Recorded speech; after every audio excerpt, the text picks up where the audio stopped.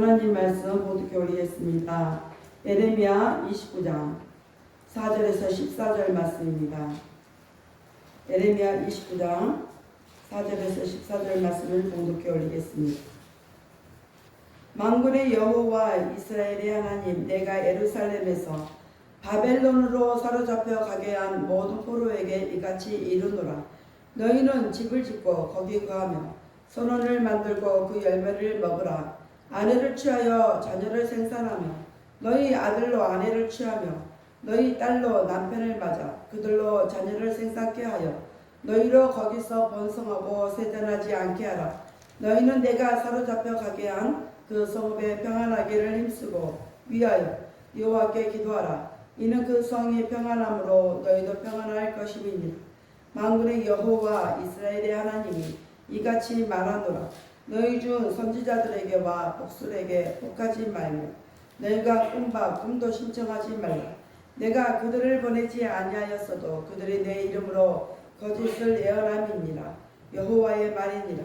나 여호와가 이같이 말하노라.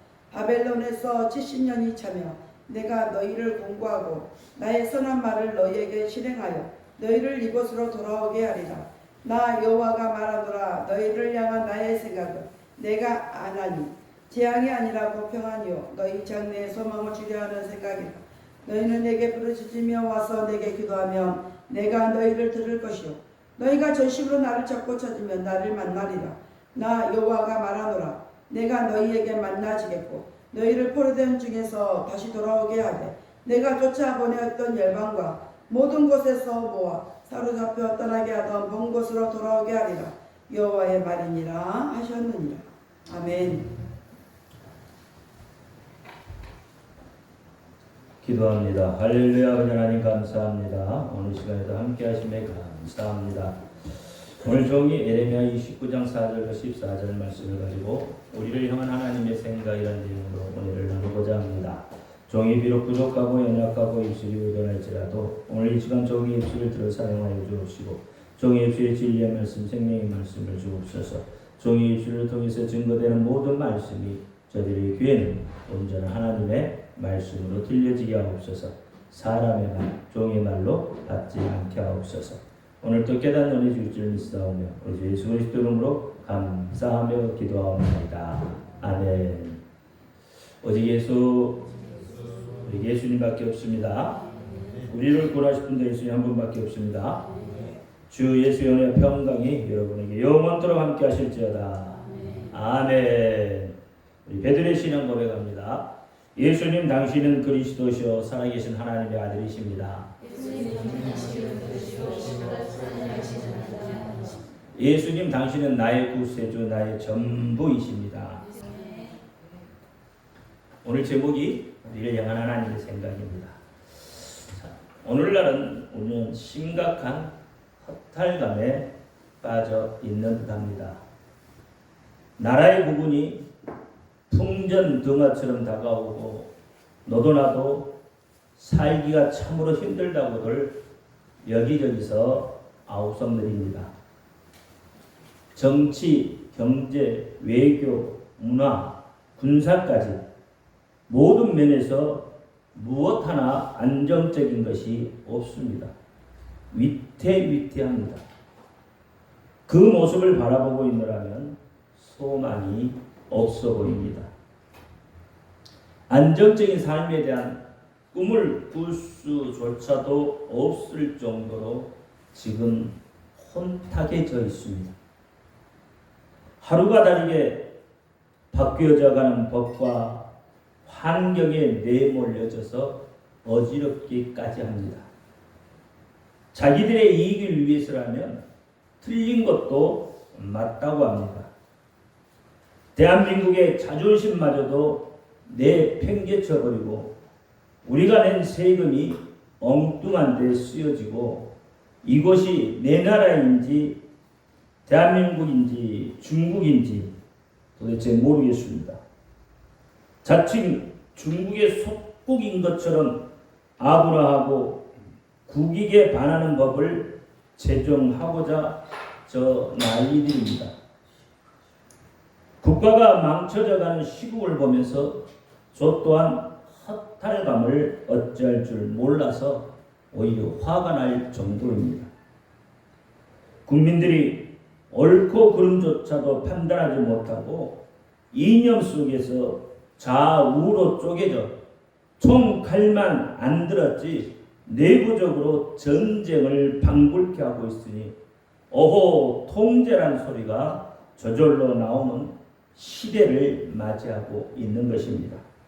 그런데 오늘 본문에도 보면 유다 민족에게 엄청난 충격과 허탈감을 주는 하나님의 말씀이 나옵니다. 유대 민족이 하나님을 버리고 우상을 숭배하고 말씀에 따라 살지 못하였을 때 하나님은 유다를 바벨론으로 넘기셨습니다. 그러자 유다는 바벨론의 속국이 되었고 많은 사람들이 전쟁의 와중 속에 죽었고 살아남은 사람 가운데 왕을 비롯한 많은 유력한 사람들이 포로로 잡혀가게 되었습니다. 이 나라가 어찌 될 것인가? 어떻게 될 것인가? 미래에 대한 두려움이 가득한 때에 한 가닥 희망을 주는 소식이 들려왔습니다. 거짓 선지자 하느냐는 이렇게 예언을 합니다. 에레미야 28장 3절에 보니까 내가 바벨론 왕 느부갓네살의 이곳에서 바벨론으로 옮겨간 여호와의 집 모든 기구를 2해가 차기 전에 다시 이곳으로 가져오겠고 라는 이 말을 직역하면 하나님은 우리를 버리지 않습니다. 하나님은 우리를 바벨론의 포로에서 2년 안에 돌아오게 할 것입니다. 그때까지 힘들지만 참으십시오. 이 하나님의 예언은 얼마나 희망적인 말이 되겠습니까? 2년 안에 돌아오게 한다면 힘들어도 그것 정도야 못 참겠습니까? 우리는 손발이 묶였던 코로나 3년도 견디어냈는데 그깟 2년 정도야 못 견디내겠습니까?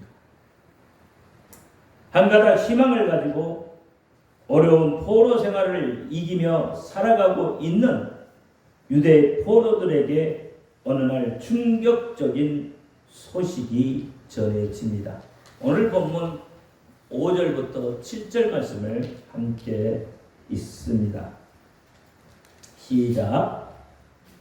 너희는 집을 짓고 거기 거하며 전원을 만들고 그 열매를 먹으라. 아내를 취하여 자녀를 생산하며 너희 아들로 아내를 취하며 너희 딸로 남편을 맞아 그들로 자녀를 생산케 하여 너희로 거기서 번성하고 세잔하지 않게 하라. 너희는 내가 사로잡혀 가게 한 그 성읍에 평안하기를 힘쓰고 위하여 여호와께 기도하라.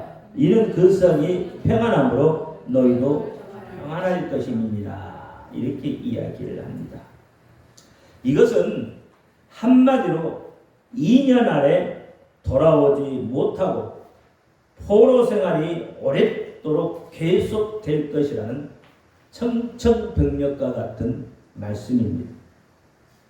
직간접적으로 에레미야 선지자는 70년이 차야 고국으로 돌아올 것이라고 말하고 있습니다. 이 말을 들은 유대인들이 받을 충격과 허탈감이 얼마나 컸겠다 이 말입니다. 얼마나 그 실망감이 컸겠습니까? 오늘날도 그렇습니다. 하나님의 말씀을 진리로 받아들이지 않습니다. 자기 소견에 좋을 대로 받아들이고 생각하고 행동합니다. 감성이 아닌 이성의 호소에서 감성을 마비시켜 버리고 있습니다. 봉사도 많이 하고 기도도 많이 한다고 하면 에이 뭘요? 저 그렇게 기도 많이 하지 않아요. 봉사도 그저 그렇게 해요. 라고 말하면서 창피해하고 부끄러워합니다.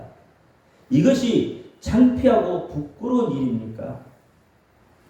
오히려 감사하고 좋아해야 할 일이 아닙니까? 내가 그만큼 인정받고 있구나. 얼마나 좋습니까? 그런데 많은 사람들이 그것이 겸손인 양 그렇게 행동한다는 거예요. 왜 그렇게 생각하느냐고 물으면 삶의 형편이 기도한 만큼 좋아지지 않았다는 거예요. 기도한다고 해도 병든 육체는 그대로라는 거죠. 기도하는데 짠하고 나타나는 응답이 없다는 것 때문에 오히려 주눅이 들고 창피해야 한다는 거예요. 그리스도인의 정체성을 잃어버리고 있는 겁니다. 기도, 봉사, 찬양 등은요 하나님이 기뻐하시는 거예요. 그리스도인은 하나님이 기뻐하는 일을 하는 겁니다. 하나님을 만나는 지름길이기도 하는 거예요. 그러니까 누가 여러분을 향해서 참 기도 많이 해요 하면 네 감사합니다. 봉사 많이 해요. 네 그렇습니다. 하나님 나라에 얼마나 좋은 일입니까? 당신도 그렇게 하기를 바랍니다. 이렇게 이야기를 하기를 바라요. 유대 백성들이 나라를 잃고 기도 안 했겠습니까? 포로 생활 중에 뭔들 안 하겠습니까? 거짓 선지자가 위로한답시고 거짓 예언을 하죠. 거기에 혹하고 넘어가서 하나님의 말씀도 사사로이 받아들이고 있는 거죠. 그런데 몇 년이 걸렸어요? 장장 70년이 걸렸어요. 기적이 짠하고 나타나는 경우도 있겠지만 대부분의 기도의 분량이 채워져야 나타나는 거예요. 비록 그리 아니하실지라도 그 믿음을 가지고 원망 없이 불평 없이 하나님의 약속을 믿고 기다리는 겁니다.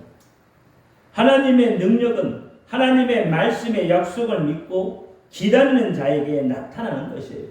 그런데 우리는 너무나도 조급합니다. 더욱이 대한민국 사람들의 트레이드 마크가 뭐죠? 빨리빨리. 빨리빨리 대한민국 트레이드 마크잖아요. 세계 어느 나라 가보세요. 대한민국은 빨리빨리 그러잖아요. 이 빨리빨리 때문인지는 몰라도 하나님의 응답도 빨리빨리 하나님의 응답도 빨리빨리 못 기다리겠다는 거죠. 그리고 기도 제목을 바꿔버립니다. 이게 오늘날 우리 그리스도인들이 디모데후서 3장 말씀을 보면요, 디모데후서 3장은 마태복음 24장과 짝을 같잖아요. 디모데후서 3장은 말세에 나타나는 징조에 대해서 이야기를 해요.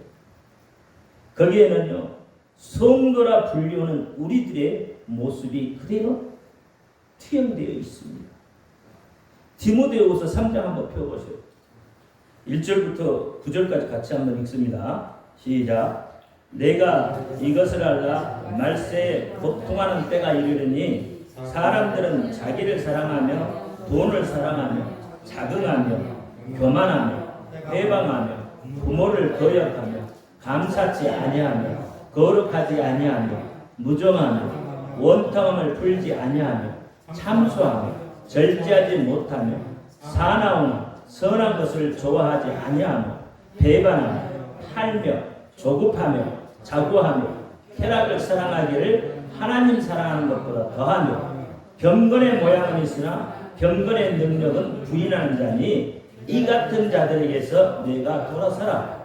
너희 중에 남의 집에 가만히 들어가 어리석은 여자를 유인한 자들이 있으니 그 여자는 죄를 중히 지고 여러 가지 욕심에 끌린 바 되어 항상 배우나 마침내 진리의 지식에 이룰 수 없느니라. 얀네와 얀브레가 모세를 대적한 것 같이 저희도 진리를 대적하니 이 사람들은 그 마음이 부패한 자요 믿음에 관하여는 버리운 자들이라. 그러나 저희가 더 나가지 못한 것은 저 두 사람이 된 것과 같이 저희 어리석음이 드러날 것입니다. 이렇게 이야기하고 있는 거예요.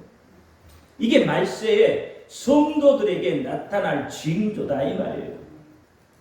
더군다나 우리 그리스도인들이 어떻게 말세가 되면 4절 말씀처럼 배반하며 팔며 조급하며 자고하며 쾌락 사랑하기를 하나님 사랑하는 것보다 더하며 그랬어요. 조급하다. 오늘 우리는 정말 조급합니다. 기다릴 수가 없어요. 그러면서 12절에 이렇게 말합니다. 무릇 그리스도 예수 안에서 경건하게 살고자 하는 자는 뭐 한다고요? 핍박을 받는다. 그리스도 안에서 경건하게 살고자 하는 자는 핍박을 받는다. 근데 우리는 경건하게 살고자 하지 않잖아요. 그렇죠? 세상 동경하며 살고자 하잖아요. 그러니까 배반하며 팔며 조급하며 자고하며 쾌락하며 사랑하기를 하나님 사랑하는 것보다 더하는 거예요. 경건의 모양은 있으나 경건의 능력이 없다 이 말이에요. 경건의 모양은 있으나 경건의 능력이 없어요. 그러니까 고난받기를 싫어해요. 근데 성경은 뭐라고 하냐면 그리스도 예수 안에서 경건하게 살고자 하는 자는 어떻다고요? 핍박을 받는다고. 조금 인내하고 기다리십시다. 반드시 좋은 결과가 있고 좋은 열매가 맺혀질 겁니다. 우리가 살다 보면 유대 민족들이 겪고 있는 이런 충격과 허탈감을 당하게 되는 경우가 종종 있지 않습니까? 2년 안에 포로에서 돌아갈 것이라는 기대를 가지고 살았던 유대인들에게 2년이 아니라 70년이라는 하나님의 말씀은 엄청난 충격이 되어진 것입니다. 하나님에게서 70년 동안 바벨론에서 살아야 한다는 말씀을 듣고 충격에 빠진 유대민족들에게 몇 가지 중요한 말씀을 해주고 있습니다. 그것이 무엇인지 오늘 본문 말씀을 통해서 은혜를 나누기를 바랍니다. 그 첫 번째는 뭐냐면 나는 평안과 미래에 희망을 주는 하나님이라는 말씀이에요. 11절 말씀을 같이 읽습니다. 시작. 나 여호와가 말하나 너희를 향한 나의 생각을 내가 아나니 평안이요 재앙이 아니라 너희에게 미래와 희망을 주는 것이다. 여러분 지금 살기 힘드시죠? 힘드실 거예요. 나라가 불안전하니까 힘들죠. 그러나 하나님께서는 어떻게 했다고요? 우리에게 미래와 희망을 주고 계시다. 즉 하나님께서 유대 백성들을 비록 70년 동안 포로 생활에 처하게 하셨지만 그것은 멸망케 하기 위함이 아니라 그들로 하여금 하나님의 백성으로서 참 회개와 결단의 기회로 삼게 하심으로써 하나님과의 관계를 회복하고 그로 인하여 참된 평화와 소망을 갖도록 하기 위한 것입니다. 이와 같이 하나님은 자기 백성에 대한 징계는 재앙이 아니라 오히려 은혜의 또 다른 표현으로 말씀을 하고 있는 것입니다. 그러면 하나님은 언제나 선하십니다. 선하신 하나님께서 바벨론 포로 생활이라는 재앙 속에서도 하나님께서는 자기 백성을 향한 선한 계획을 가지고 계시는데 그것은 곧 그들에게 평안과 장래의 소망을 주시는 것이다 라고 말씀하고 있습니다. 요한복음 14장 27절 말씀에 보니까 평안을 너희에게 끼치노니 곧 나의 평안은 너희에게 주노라. 내가 너희에게 주는 것은 세상이 주는 것과 같지 않아. 너희는 마음에 근심도 말고 두려워하지도 말라. 이렇게 말합니다. 오늘 본문에서도 동일하게 해요. 포로 생활 중에 있지만 어떻게 하라고요? 평안하라는 거예요. 너희의 삶은 평안을 유지하라는 거예요. 요한복음 16장 34절에도 이것을 너희에게 이르면 너희로 내 안에서 평안을 누리게 하려 함이라. 세상에서는 너희가 환난을 당하나 담대하라. 내가 세상을 이겼노라. 그들은 지금 택함을 받은 백성으로서의 샬롬의 복, 샬롬은 평안이죠. 샬롬의 복을 누리지 못하고 있지만 바벨론에 순응하고 그곳에서 하나님이 계획하신 기간을 다 채운다면 소망이 있다는 것입니다. 거기에 자신들의 생각을 내려놓고 하나님의 권위에 순복해야만 하는 겁니다. 선하신 하나님의 계획은 유대 백성으로 하여금 스스로 부끄러워하여 죄를 뉘우치고 하나님의 예비하신 회복을 누리게 하려 하십니다.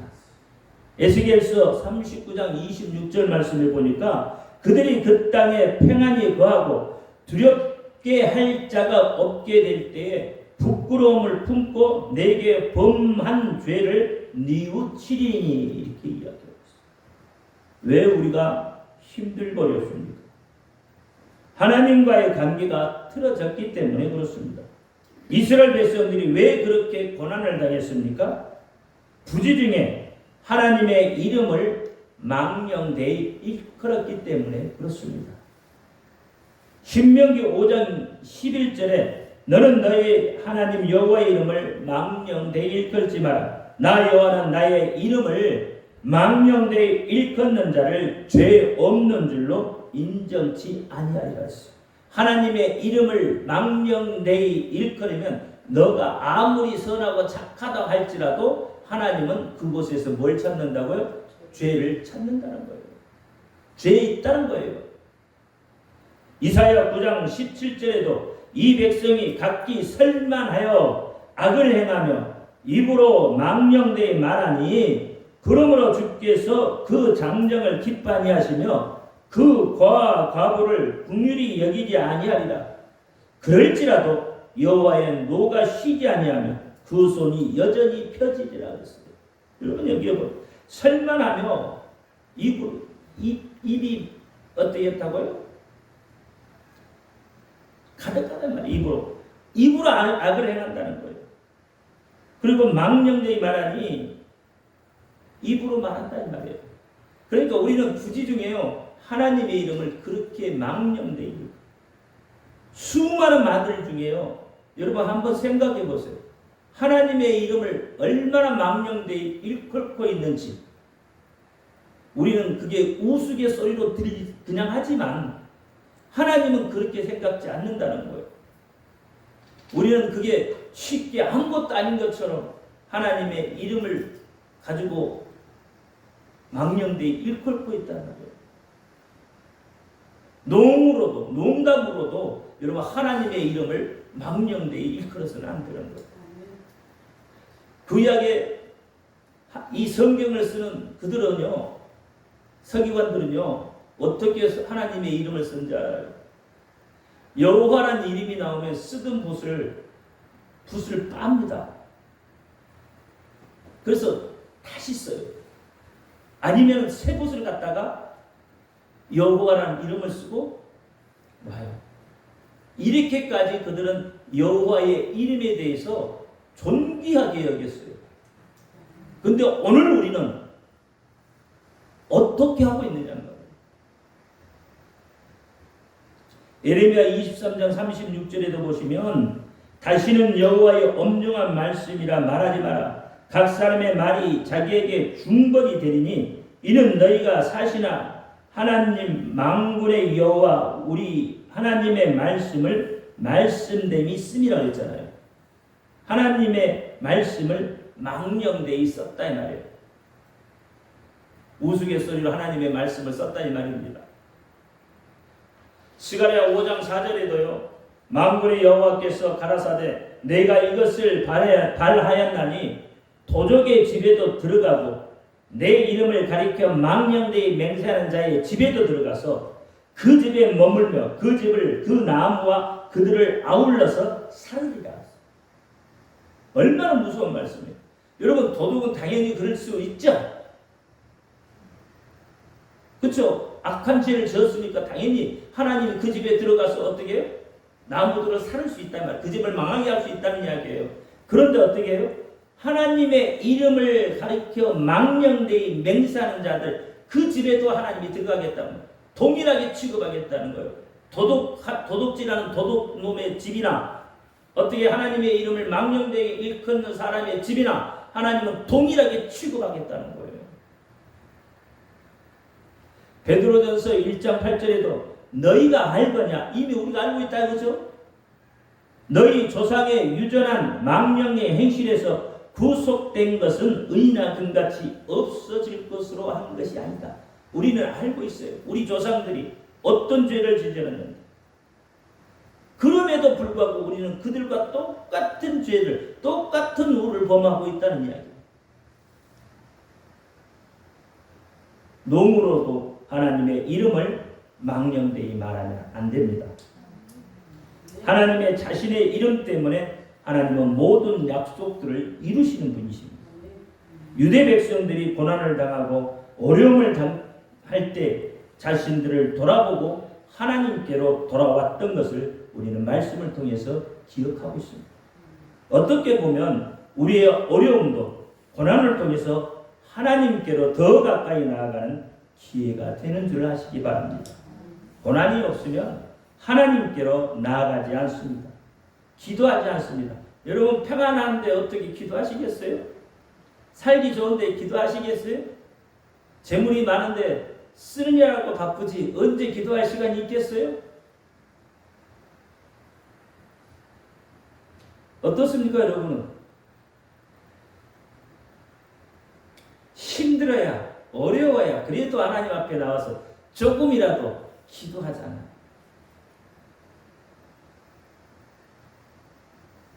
잘되면 내가 잘해서 됐다고 교만을 부리면서 거들먹거리는 것이 우리 인생들 아니겠어요?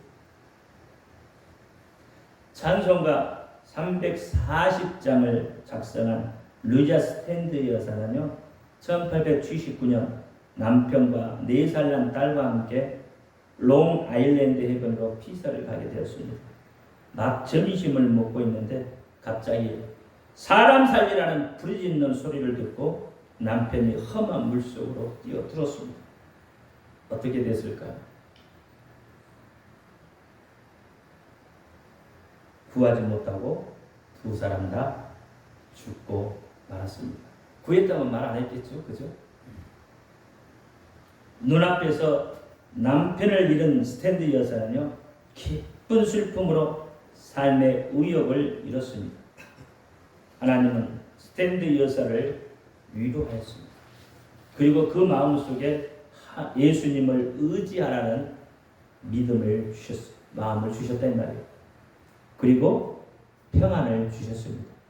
스탠드 여사는 자신을 향한 하나님의 뜻과 은혜를 새삼 깨닫게 됐습니다. 그때의 심정을 찬송시로 쓰게 되었는데 그 찬송이 우리가 보는 찬송가 340장 구주 예수 의지하니. 그 스탠드 여사는 그의 딸과 함께 남아프리카 선교사로 자원하여서 30년 동안 선교 활동을 하다가 하나님의 부르심을 받았습니다. 스탠드 여사가 삶을 포기할 수밖에 없었던 깊은 절망에서 오히려 소망이 넘치는 새 생활을 할 수 있게 한 것이 무엇이었겠습니까? 나는 알 수 없지만 나를 향한 하나님의 생각은 평안과 미래에 대한 희망이라는 것을 믿었기 때문입니다. 예수님은 절대로 나쁘신 분이 아닙니다. 예수님은 선하신 분입니다. 그러기에 자신의 생명을 우리에게 내어놓으셨습니다. 십자가에 피 흘려 죽기까지 하셨습니다. 자기의 평안과 안녕을 바라보았다면 절대로 그렇게 하실 수가 없습니다.